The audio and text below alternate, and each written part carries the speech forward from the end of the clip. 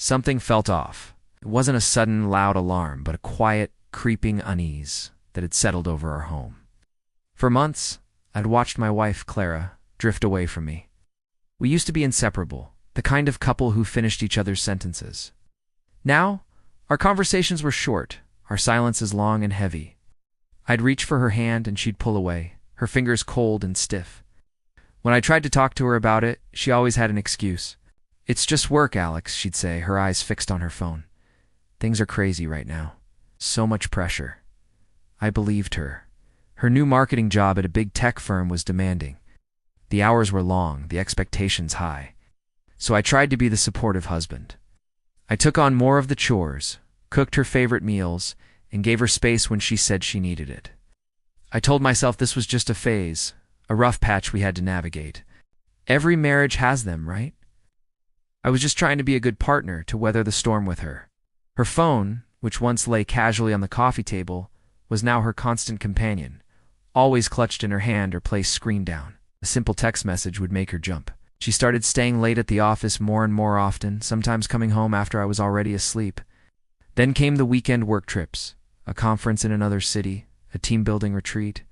Each time, she'd pack her bag with a distracted air, offering vague details and a quick, passionless kiss at the door. I missed her, but I was also proud of her ambition. Never once questioned her. Why would I? This was Clara, the woman I'd built my life with, the woman I trusted completely. The change was most obvious in our intimacy, as the easy affection we once shared had evaporated. Our bedroom felt like a space occupied by two polite strangers. My attempts to connect were gently, but firmly rejected. "I'm just too tired, Alex," she'd murmur, turning her back to me.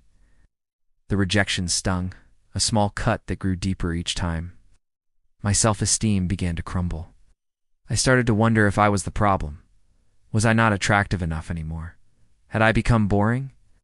I tried to be more attentive, more romantic, but nothing seemed to break through the invisible wall she had built around herself.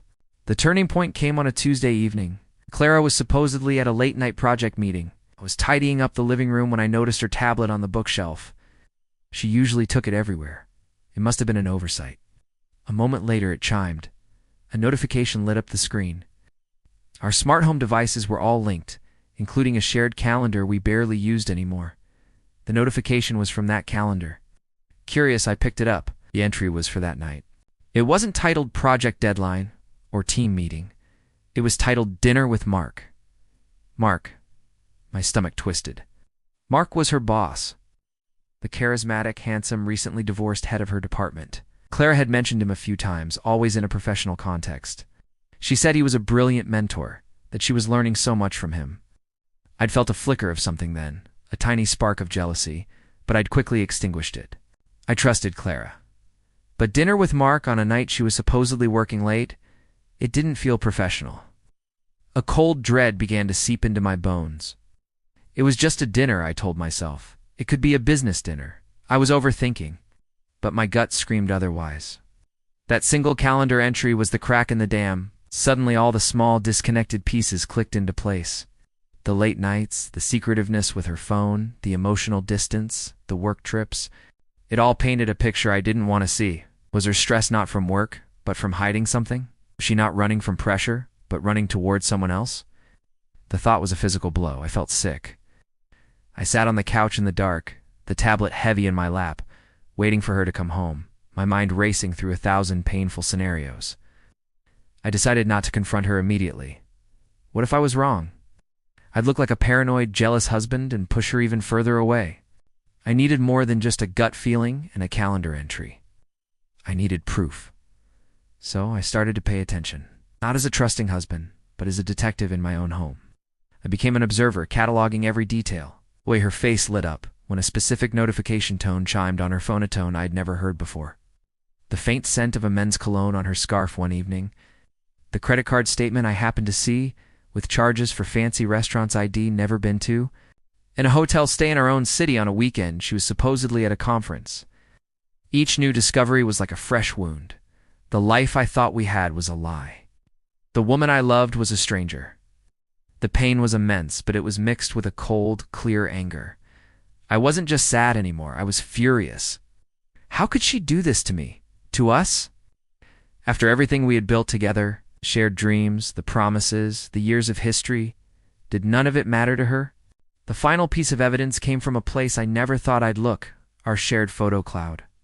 One afternoon, while searching for an old vacation photo, I noticed a folder I didn't recognize, created by her. It was cryptically named Project Phoenix. My heart hammered against my ribs as I clicked on it. It wasn't filled with marketing plans or project briefs. It was filled with photos, dozens of them. Photos of Clara and Mark, laughing over cocktails, holding hands while walking through a park, kissing under a sunset on a beach from her last work trip. There it was.